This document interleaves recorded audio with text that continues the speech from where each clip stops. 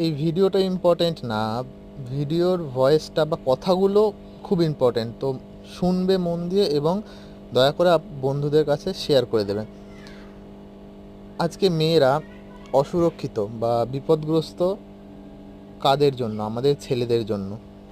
তাই ছেলেদেরই এটা কর্তব্য যে মেয়েদেরকে স্বাধীনতা দেওয়া, মেয়েদেরকে রক্ষা করা এবং যেই মেয়েটির সাথে এই ঘটনাটি হয়েছে তাকে জাস্টিস এনে দেওয়া।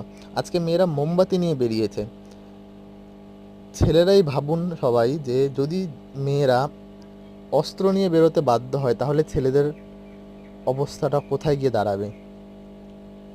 তো যতক্ষণ মোমবাতি হাতে আছে ততক্ষণের মধ্যে জাস্টিস দেওয়ার ব্যবস্থা করতে হবে ছেলেদেরকেই।